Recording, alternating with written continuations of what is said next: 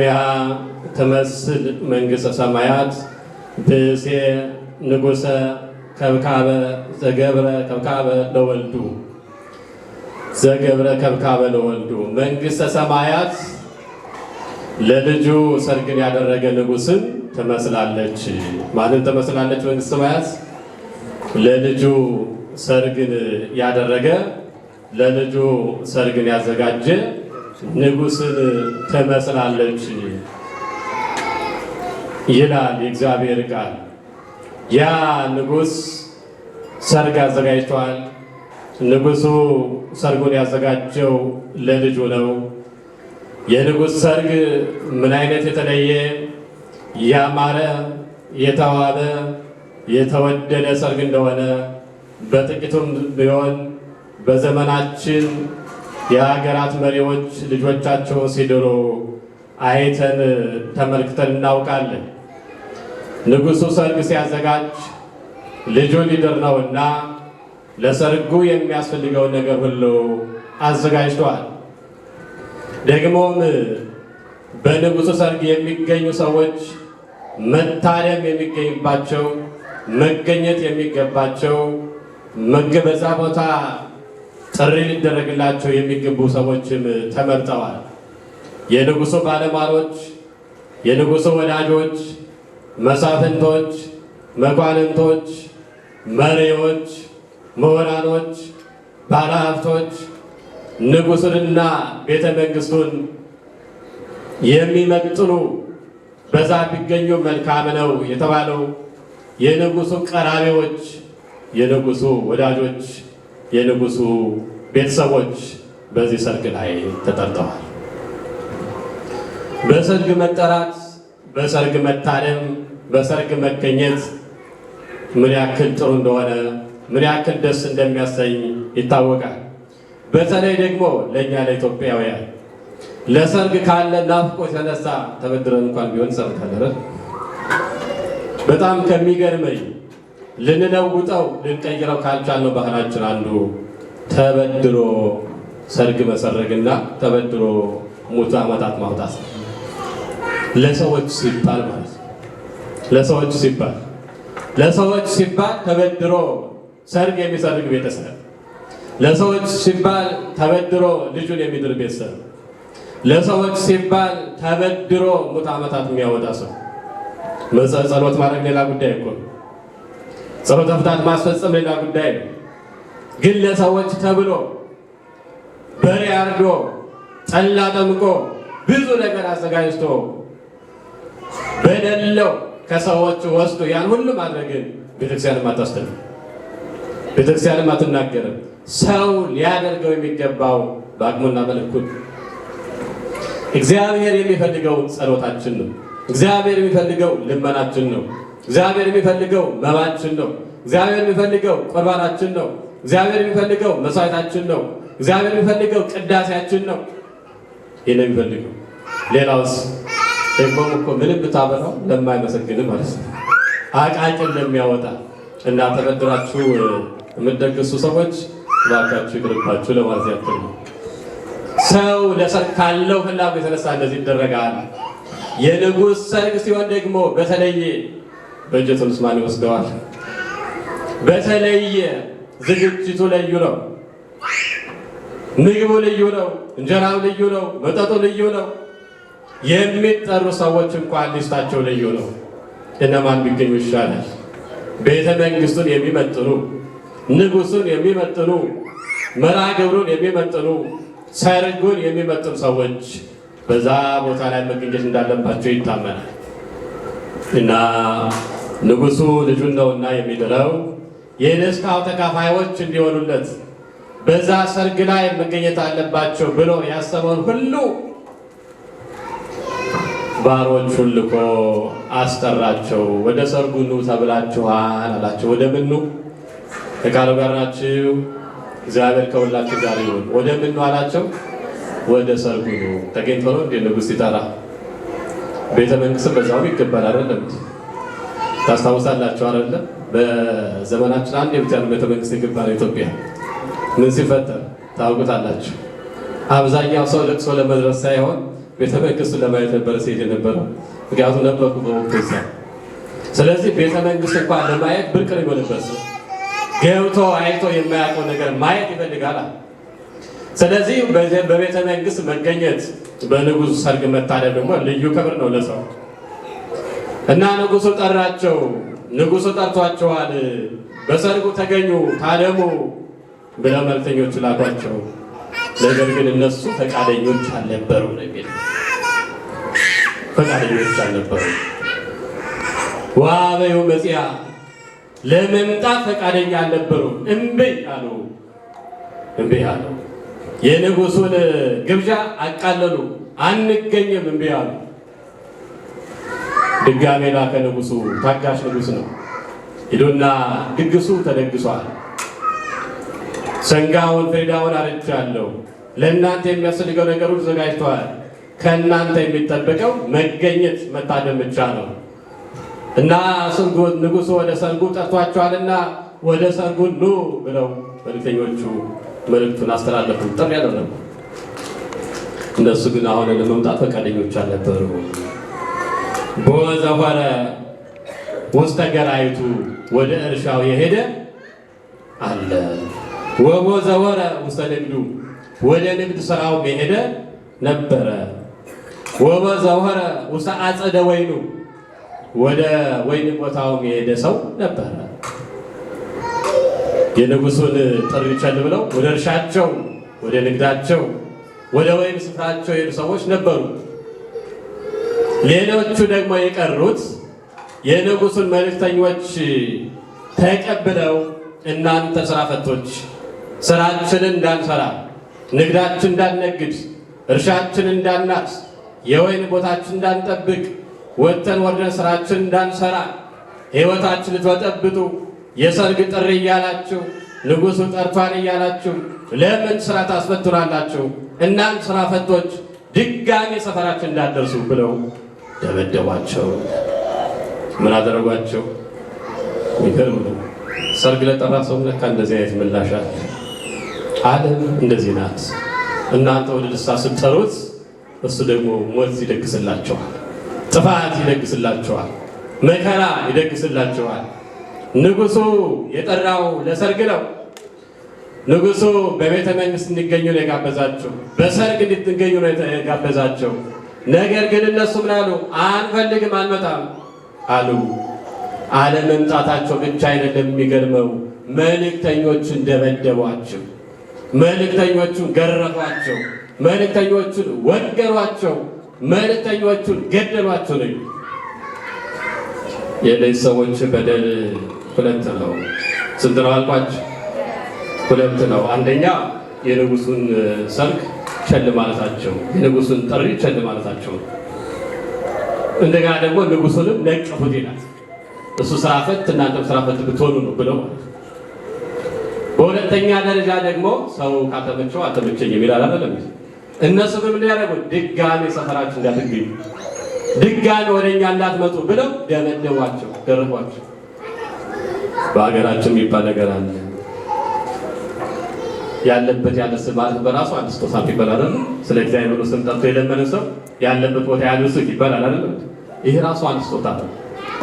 አንዳንዱ ደግሞ የምራግማል ሰርተሻት ወይ ሰርታት በላ እንዲህ አታደርግም እንዲህ አላደርግም እንደልመና ከባድ ነገር የለም። በሰው ፊት እንደመቆም ከባድ ነገር የለም። የሰው ፊት ሰዓት ነው ይባላል ከናባባል። የሰው ፊት እውነትን ሰዓት ነው። በሰው ፊት መቆም ከባድ ነው። በእግዚአብሔር ፊት መቆም ግን ሕይወት ነው። ክብረ ምስጋና ለአምላካችን ለእግዚአብሔር ይሁን። አመስግኑት መድኃኒዓለምን።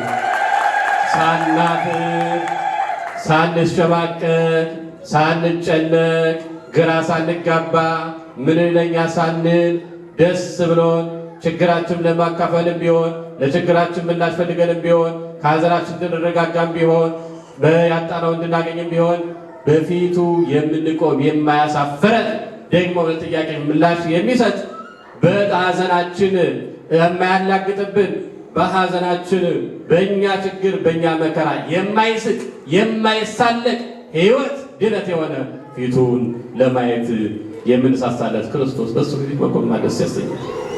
በሱ ፊት መቆም ግን ከባድ።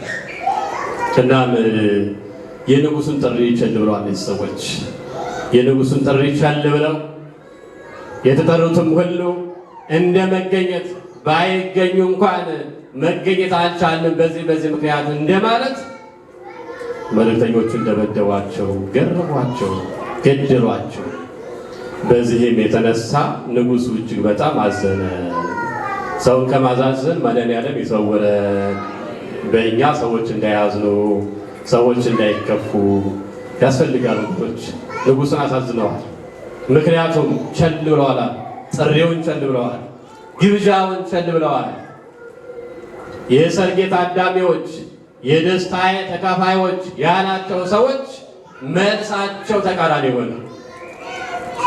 በሕይወታችን የሚፈጠረው ነገር ነው። የደስታዬ ቀን ከጎኔ ትቆማለች ያላችኋት በደስታችሁ ቀን አፈር እየነሰነሰች ነው። የችግሬ ቀን ከጎኔ ትቆማለች ያላችኋት በችግራችሁ ቀን ከኋላ ሆና በቁስላችሁ ላይ ትቆሰቁሳለች። የሐዘን ጊዜ መጽናኛዬ ነው ያላችሁ ሰው ሐዘናችሁን እጥፍ ድርብ ያደርገዋል። በሐዘን ጊዜ የሚያጽናና፣ በችግር ጊዜ የሚደርስ፣ በደስታ ጊዜ ደስታችን ፍጹም የሚያደርግን የድንግል ማርያም ልጅ ኢየሱስ ክርስቶስ ነው። ስሙ ለዘላለም የተመሰገነ ይሁን። በዚህ በደስታዬ ቀን የደስታዬ ተካፋይ ይሆናሉ። ጥሬን ይቀበላሉ፣ በሰርጌም ይታደማሉ፣ አዳራሽን ይሞላሉ።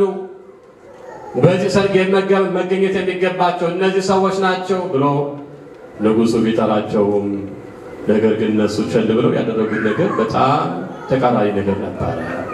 በዚህ የተነሳ ንጉሱ አዘነ። ንጉሱ ስላዘነባቸው የገደሏቸውን እንዲያጠፏቸው፣ ከተማቸውን እንዲያቃጥሏቸው፣ ከተማቸውን እንዲያቃጥሉ ጭፍሮቹን አዘዘ ንጉሱ ይላል። ከንጉስ ጋር ያጸባለ እንዲ ከሀገር መሪ ጋር ያጸባለ እንዲ ባንኩም ታንኩም በችኮር አይደለም። እነዚህ ሰዎች አልገባቸውም ከማን ጋር እየተጣሉ እንደሆነ፣ ለማን ምን አይነት ግብረ መልስ እንደሚሰጡ አላወቁም፣ አልተረዱም ነበረ፣ አልተገነዘቡ ነበረ። ንጉሱ አዝኖባቸዋልና ጭፍሮቹን ላከ። እነሱን አጥፏቸው፣ ከተማቸውን አቃጥሉላቸው። አቃጥሉ። ከተማቸው ተቃጠለ። የሚሳሱለት ሕይወታቸው ጠፋ። እግዚአብሔር ንጉሱ አንድ የመጨረሻ ቃል ተናገረ።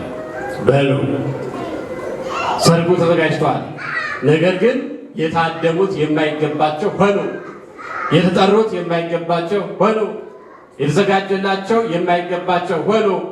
ወደ መንገድ ወደ አደባባይ ውጡና ያገኛችሁትን ሁሉ ጥሩና ወደ ሰርጉ አምጡ አላቸው። በደንብ አስተውላችሁ ስሙ እግዚአብሔር ልጆች። መልእክተኞቹም ወደ መንገድ ወጡ። በመንገድም ያገኟቸው ሰዎች ሁሉ ክፉ የለ፣ ደግ የለ፣ ቀይ የለ፣ ጥቁር የለ፣ ረጅም የለ፣ አጭር የለ፣ ወንድ የለ፣ ሴት የለ፣ ሁሉንም ወደ ማን ጠሩ? ወደ ንጉሱ ሰርግ። ወደ ንጉሱ ሰርግ፣ ወደ ሰርግ ቤት ተጠሩ። በመንገድ ያገኙት ሁሉ ጠሯቸው። ሁሉንም ሰብስበው አዳራሹን ሞሉት። የመጣውን ሰው ለማየት ንጉሱ ሲገባ እውነትም አዳራሹ ሞልቷል። ሰርግ ሲደረግ አንዱ ያረን የተጠራ ሰው መጥቷል አልመጣም አይደል? እንኳን ሰርግ ሀዘን ቤት እንኳን ሰው ይታያል አይደል? ሰው እናቱን ቀብሮ እንኳን ባንድ አይኑ እያለቀሰ ባንድ አይኑ ማን መጥቷል ማን ቀርቷል ይቆጣጠራል። ጉድ እኮ ነው። የማትጠብቋቸው ሰዎች ቀና ብለው እያዩ እንኳን የማይመስሏቸው ሰዎች እነማን እንደመጡ ወዲህ አድርገዋል። ከናባባሉ ፊት ራስመት ይችላል ታረም የሚባለው ከፊት ለፊት ቁጭ አይታኛለች አይቶኛል። እግዚአብሔር ማስተዋል ለሁላችንም ይስጥ። አዳራሹ ሞላ። እነዛ የታደሙት የማይገባቸው ሆኑ ቀሩ። ሌሎች መጡ። በመንገድ የተገኙ መንገደኞች አልታሰቡም። አዳራሹ ሞሉት። ንጉሱ ደስ አለውና ለማየት ገባ። ሲገባ አዳራሹ ሞልቷል። ሁሉም አለ። አንድ ነገር ብቻ ግን አንድ ሰው የሰርግ ልብስ ያለበት ሰው ብቻ ነበር ይላል ወንጌል። የምን ልብስ ያለበሰ?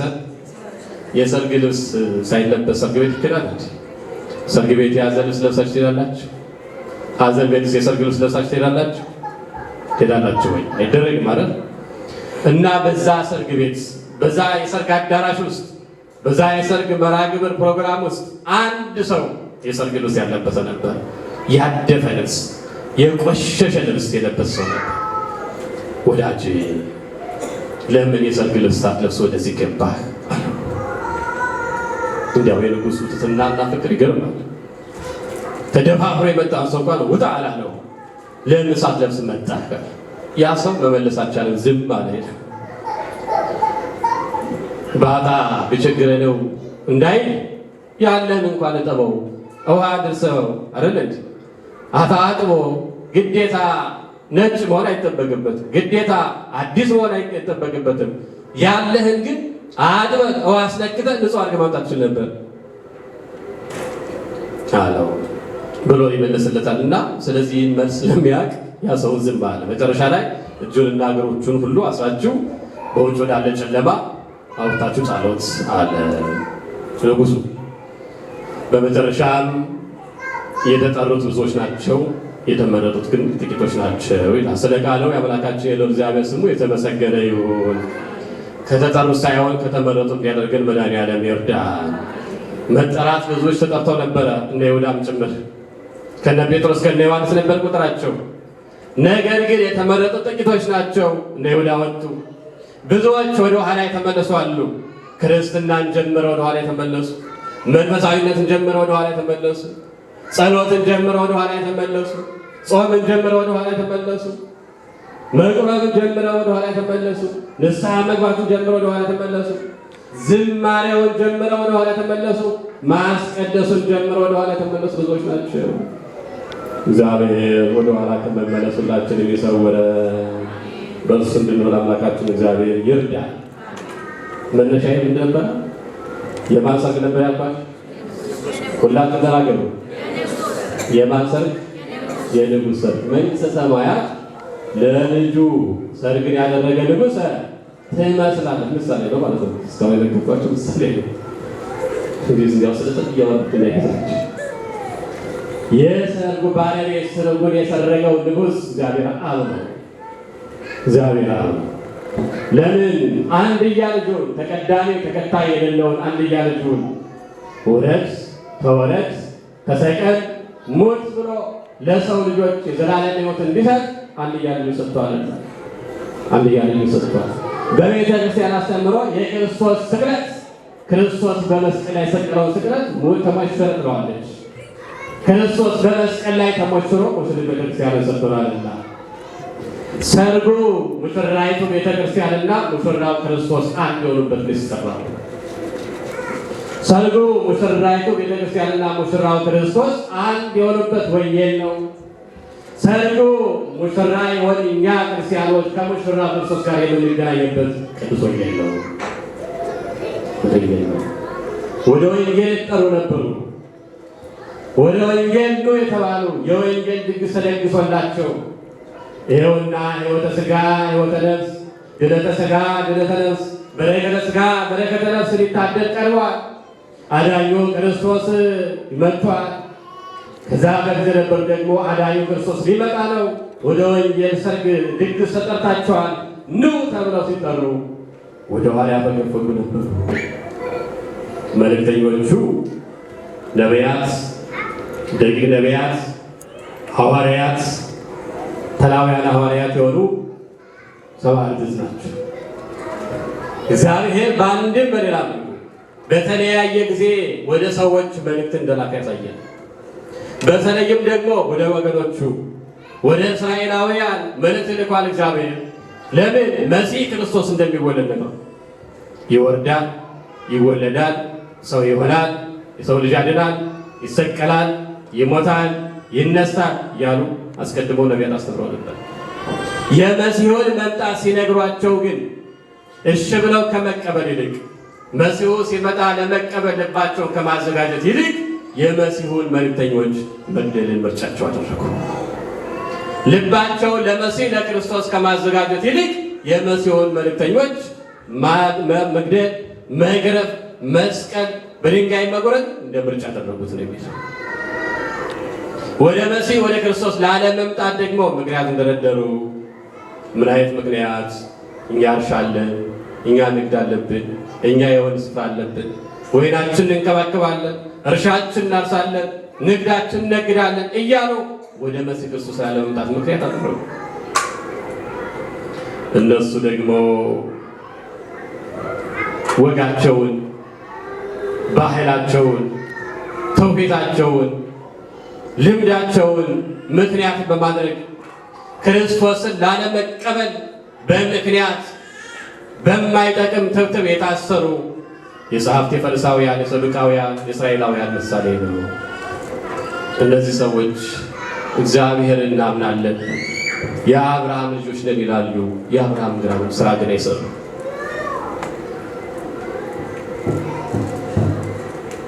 የአብርሃም ስራ የማይሰሩ ሶበሰ ትከውኑ ውሉደ አብርሃም ግብረ አብርሃም ገበርክሙ ዮሐንስ ወንጌል ምዕራፍ 8 ቁጥር 39 ላይ የአብርሃም ልጆች ብትሆኑስ የአብርሃምን ስራ በሰራችሁ ነበር። የአብርሃም ሕይወት ይታወቃል። መንፈሳዊ አርከ እግዚአብሔር ሰው የተባለ ድሆችን የሚያስብ የተራበ የሚያበላ የሚያጠጣ ያዘኑትን የሚያጽናና የእንግዶች ማረፊያ እንግዶችን በመቀበል የሚታወቅ ሰው ነው። አብርሃም ለእግዚአብሔር ተገዛ። አብርሃም ለእግዚአብሔር ታዘዘ። አንድ ልጅን እንኳን መስዋዕት አድርገህ አቅርብልኝ ሲለው እግዚአብሔር ያላጉረመረመ ምክንያት ያልፈጠረ እሺ ብሎ ተቀበለ። እነሱ ግን መሲህ ክርስቶስ ይመጣል ይወረዳል ሲባል ለምን ብለው ላለመቀበል ምክንያት የደረደሩ ናቸው። ወገኖች እነሱ አባታችን አብርሃም አለን ስላሉ አንዳሉ የአብርሃምን ስራ አልሰሩምና ከሚድኑት ወገኖች መሆን አልቻሉም። ወሰዚያሁ መጻ ወእሊያ ውስተ ተውፍዎ ዮሐንስ ወንጌል ምዕራፍ 1 ቁጥር 12 ላይ ወደ ወገኖቹ መጣ፣ የእርሱ ወደ ሆኑት ወደ ወገኖቹ መጣ፣ እነሱ ግን አልተቀበሉትም። የእርሱ ወገኖቹ የተባሉት እነማን ናቸው? እነማን ናቸው? እስራኤላውያን አይደል? ክርስቶስ የተወለደው ከነሱ ወገን፣ በእርግጥ ያው ከሕዝቡ ከአሕዛብ ቢሆን ማለት ነው። የተወለደው ከነሱ ነው። ወልደ አብርሃም ወልደ ዳዊት ነው መጽሐፍ ቅዱስም የትውልድ ዓለሙ የሚቆጥርልን ከነሱ ወገን፣ ከነሱ ዘር፣ ከነሱ ሀገር፣ ከነሱ ቦታ ተወልዶ እነሱ ግን አልተቀበሉ። ለመቀበል ፈቃደኞች አልነበሩ። እውነትን በመቃወም የሚያክላቸው አልነበረም። እግዚአብሔር እውነት እንዳንቃወም በቸርነቱ ይርዳ። ብዙ ሰው የእውነት ተቃዋሚ፣ እውነት ሐሰት፣ የእውነት ተቃዋሚ አሁን ያለንበትን ዘመን በዛ ሰው ለምን እውነት እንዳገረ ሲባል እንዴ እውነት እኮ ያስገርፋል፣ እውነት እኮ ከሰው ጋር አይኖርም ማለት። ስለዚህ ተመሳሳይ ምንድነው የውሸት ልምምድ። እግዚአብሔር ከዚህ ሰወረን። የውሸት ልምምድ ማለት እኮ የኃጢአት ልምምድ ማለት ነው። በሆነው ባልሆነው የሚያውሹ ሰዎች አሉ። እንዲያ ውሸት ህይወታቸው የሆነ ኑሯቸው የሆነ መገለጫቸው የሆኑ ሰዎች አሉ። መድኃኒዓለም ማስተዋል ለሁላችን የሚስጠን እና እነዚህ ሰዎች እውነትን በመቃወም ይታወቃሉ። በክርስቶስ ጀመር መስሏቸው ከዛም በፊት በነ ኤርምያስ፣ በነ ኢሳይያስ፣ በሌሎቹም ነቢያቶች እነ ኢሳይያስን በመጋዝ ተነጠቋቸው፣ እነ ኤርምያስን በድንጋይ የወገሯቸው። በሌላ በምንም እኮ አይደለም፣ በመቃወም ነቢያቱ እውነተኛውን የእግዚአብሔርን ቃል ሲናገሩ እነሱ ለመቀበል ፈቃደኞች ስላልሆኑ እነዛ ነቢያት ከነሱ ፈቃድ ትንሽ ራቅ ስላለው ወደ እግዚአብሔር ስለቀረቡ ተመለሱ፣ ተው፣ እግዚአብሔርን አሳዝናችሁታል፣ እግዚአብሔርን አስከፍታችሁታል ብለው ሲናገሩ እንደ ወንጀል ቆጥረውባቸው በድንጋይ ወግሯቸው ነበር ይላል። እግዚአብሔር ከእውነት ጋር እንድንኖር በእውነት እንድንመላለስ በቸርነቱ ይርዳል። ስለዚህ አይሁዳውያን በሚገርም ሁኔታ የክርስቶስን መምጣት የመሲሁን መምጣት አልተቀበሉም። የወንጌል ድግስ አመለጣችሁ። የምን ድግስ አልኳችሁ?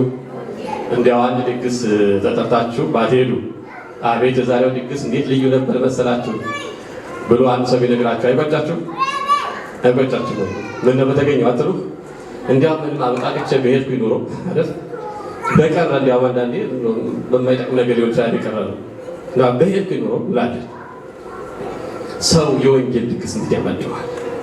የመዳን ድግስ እንዴት ያመጣዋል? የድህነት ድግስ፣ የይቅርታ ድግስ፣ የቸርነት ድግስ፣ ወደ እግዚአብሔር መንግሥት የምታገባ ድግስ ወንጌል፣ ሰውና እግዚአብሔርን አንድ የምታደርግ ወንጌል፣ ሕዝብና አሕዛብን አንድ የምታደርግ ወንጌል፣ የተጣላውን የሰው ልጅ ከእግዚአብሔር ጋር የምታስታርቅ ወንጌል ተደግሶ ኑ ሲባሉ አሻፈረን አሉ፣ አንመጣም አሉ። የሁለት ተቃዋሚዎች የሆኑ ሰዎች ይህንን ድግስ ሳይቀላቀሉ ቀሩ። ታዳሚዎቹ እነሱ ነበሩ የመጀመሪያ፣ ተጠሪዎቹ የነሱ ነበሩ የመጀመሪያ፣ የክብር ቦታውም የነሱ ነበረ። አልገባቸውም። ክብሩ ቀርቶ ምንድነው ጽድቁ ቀርቶ በሁሉ ኮነን የሚባል አባባል አለ። እዛ እንኳን መገኘት አልቻሉም። እናስ የመጀመሪያዎቹ ተጠሪዎች ተቃዋሚዎቹ እነሱ ናቸው። መጨረሻ ላይ ምን አደረገ እግዚአብሔር? ሐዋርያቱን ሂዱና በመንገድ ላይ ስበኩ፣ ማለት በዓለም ስበኩ፣ በዓለም ዞራችሁ ተመላልሳችሁ ወንጌልን ስበኩ። እነሆ መንግሥተ ሰማያት ሕገ ወንጌል ተስፋ ኢየሱስ ክርስቶስ ይላሉ አባቶቻችን። ተዘጋጅታለች፣ ተደግሳለች። የወንጌል ድግስ ተዘጋጅቶላችኋል። አሕዛብ ወይ ወደዚህ ነው።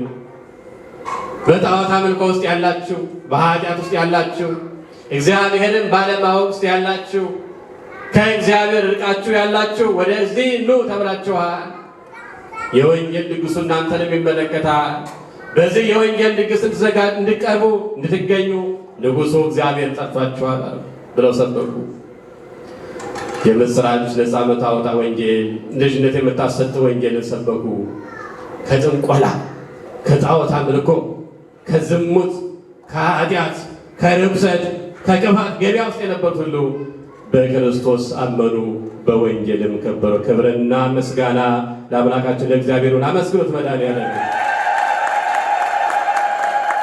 በክርስቶስ አመኑ፣ በወንጌልም ከበሩ። እግዚአብሔር በወንጌሉ ያክብረን። በክርስቶስ አምነን እንደሆነ በቸርነቱ ይርዳል። እነዚህ ሰዎች ሌላ ምክንያት አልደረደሩ። የወንጌል ድግስ እንዳያመልጣቸው ጥሪውን በማክበር ጥሪውን በመቀበል ወደ ንጉሡ ሰርግ መጡ። በዚህ በትንቢተ ሆሴዕ ምዕራፍ 2 ቁጥር 25 ላይ እንዲህ የሚል ቃል አለ። ሕዝቤ ያልሆነውን ሕዝቤ አደርገዋለሁ። ምን አደርገዋለሁ? ሕዝቤ አደርገዋለሁ ወይም ሕዝቤ እለዋለሁ። እሱም አንተ አምላኬ ነህ ይላል። አምላክ ያልነበራቸው እግዚአብሔር አምላክን አመኑ። በጣዖት ያመልኩ ነበሩ።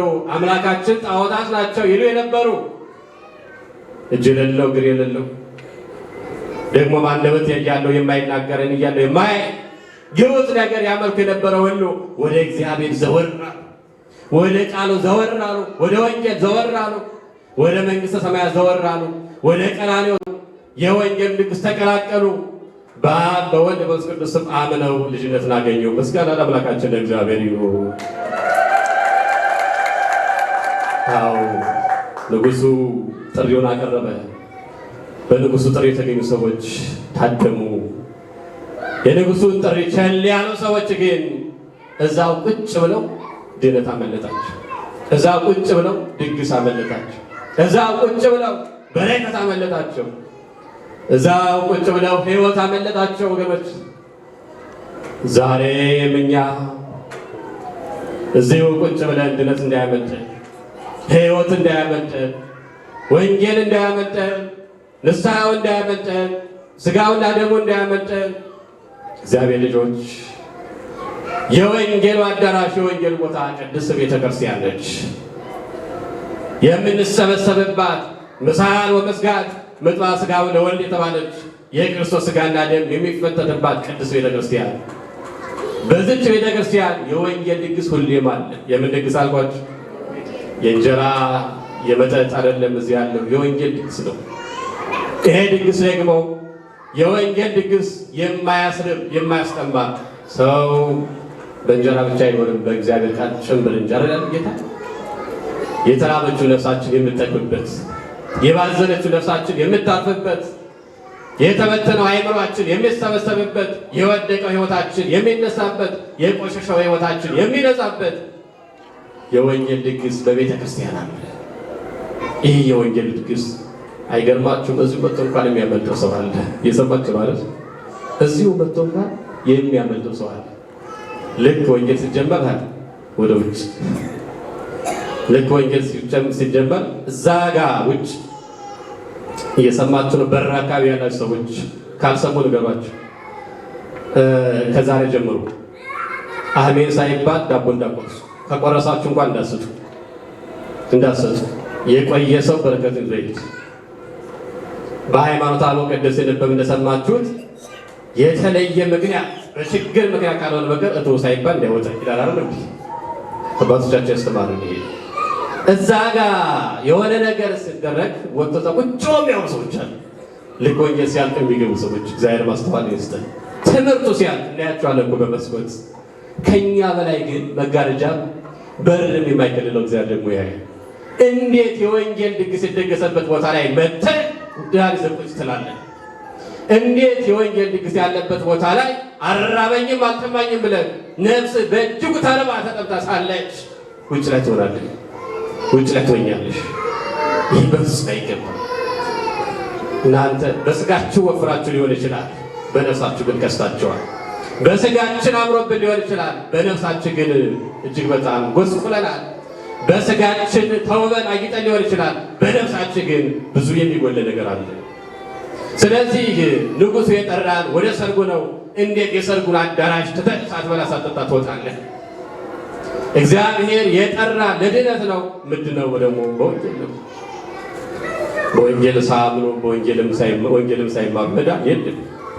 ስለዚህ ያለ ምንም ምክንያት ያላቸው ሰዎች አንከለክልም። ያለ ምንም ምክንያት ወጥታችሁ ቁጭ የምትሉ ሰዎች ለንጉሡ መልካም ያልሆነ ግብረ መልስ የሰጡ ሰዎችን ትመስላላችሁ። ለመምጣት እምቢ ያሉ፣ ሰርጉን ለመታደም እምቢ ያሉ ከተባለ ሰዎች ትቆጠራላችሁ። እግዚአብሔር ከዚህ ሰው ወረን። እናም ዛሬም እግዚአብሔር ይጠራናል። ወደ ሰርጉ ሁላችንም ተጠርተናል። እንዲህ ይላል ባለራዕይ ቅዱስ ዮሐንስ ምዕራፍ 19 ቁጥር 9 ላይ ራዕየ ዮሐንስ ማለት ነው። ብፁዓን ለተጸጉ ውስተ በዓለ መናበኩ፣ ወደ በጉ ሰርግ ራት የተጠሩ ብፁዓን ናቸው። ወደ በጉ ሰርግ ራት የተጠሩ ብፁዓን ናቸው። እኛ ምሳ ራትን የተጠራ ሰዎች ነን። እራታችንም ምሳችንም ወንጌል ነው። ምሳችንም እራታችንም ቅዱስ ሥጋው ክቡር ደሙ ነው። ከበላ ነው የማያስርብ፣ ከጠጣ ነው የማያስጠማ የዘላለም ሕይወት የዘላለም ድነት የምታሰጥ ናት የክርስቶስ ቅዱስ ሥጋ ነው። ወንጌልም እንደዛው በእግዚአብሔር ቃል የሚኖር ሰው አይራብም፣ በእግዚአብሔር ቃል የሚኖር ሰው አይጠማም። ሕዝቤ እውቀት ከማጣት የተነሳ ጠፋ ተብሏል። በነቢያት የተነገረው ሰው እውቀት በማጣት የተነሳ ጠፍቷል። እግዚአብሔር ከጥፋት ይሰውረን እና ወገኖች ዛሬስ ቢሆን እና እናንተ የንጉሡን የክርስቶስን ጥሪ ችላ አላለም ወይ? የንጉሡን የክርስቶስን ጥሪ ችላ ብለን ወደ ኋላ አላልንም ወይ? አላፈገፈግንም ወይ? ከግብዣው አልራቅንም ወይ? ከግብዣው አልቀረንም ወይ? አንዳንዴም ደግሞ የጠሩን ሰዎች እንኳን የእግዚአብሔር መልእክተኞች አልነቀፍናቸውም ወይ? አልነቀፍናቸውም ወይ? ንጉሡን ነቀፉ እንደተባለው መሲህ ክርስቶስን ሩቅ ብእሲ ብለው ሁለቱ ሰዓት ተናገሩት፣ ነቀፉት፣ ወልደ ዮሴፍ አሉት ማለት ነው። በዚህ የተነሳ የሚጠፉ ሰዎች ዛሬም ብዙ ናቸው ወገኖቼ። የንጉሡ ግብዣ ከገባን የመዳን ቀን የመመለስ ቀን ዛሬ የእግዚአብሔር ቃል በጽኑ ልቡና በበራ ሕሊና ብለን እንስማ። ዛሬ ለንስሐ እንብቃ። ዛሬ ወደ እግዚአብሔር እንመለስ። ዛሬ ቅዱስ ሥጋውን ክቡር ደሙን እንቀበል። ዛሬ በምክረ ካህን በፈቃደ ካህን እንኑር።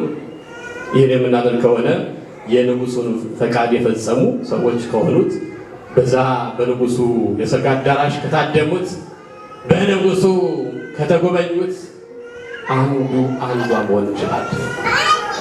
ንጉሡ ክርስቶስ ሁላችንም ይጎብኝ። ክርስቶስ እንዲጎበኛችሁ ትፈልጋላችሁ? ጥሪውን ተቀበሉ። ክርስቶስ እንዲጎበኛችሁ ትፈልጋላችሁ? ወደ ሰርጉ ግብዣ ኑ። ክርስቶስ እንዲጎበኛችሁ ትፈልጋላችሁ? ወደ ንስሐ ኑ፣ ወደ ወንጌሉ ኑ፣ ወደ ሥጋ ወደሙ ኑ፣ ወደ ቤተ መቅደሱ ኑ። በቤተ መቅደስ ያለው ድግስ ቅዳሴው ነው። በቤተ መቅደስ ያለው ድግስ ዝማሬው ነው። በቤተ መቅደስ ያለው ዝግጅት ማነው? ድግስ ወንጌል ነው። በቤተ መቅደስ ያለው ድግስ የክርስቶስ ቅዱስ ሥጋና ክቡር ደም ነው። ስለዚህ ይህንን ድግስ ረግጠን እንዳንሄድ አደራ። ይህንን ድግስ እንዳናቃልለው አደራ። ይህንን ጥሪ ቸል እንዳንል አደራ።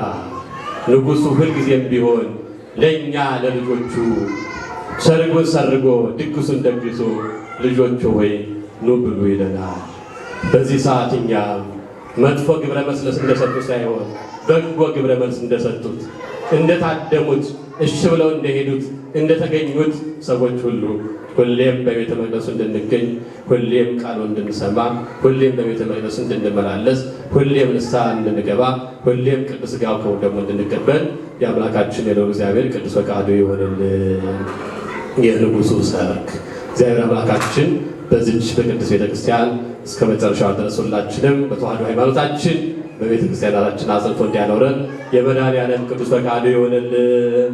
የእግዚአብሔር ቸርነት የድንግል ማርያም አማላጅነት የቅዱሳን በረከትና ረድኤት ሁላችን ላይ ይደርብን። ወስብሐት ለእግዚአብሔር። ቆየ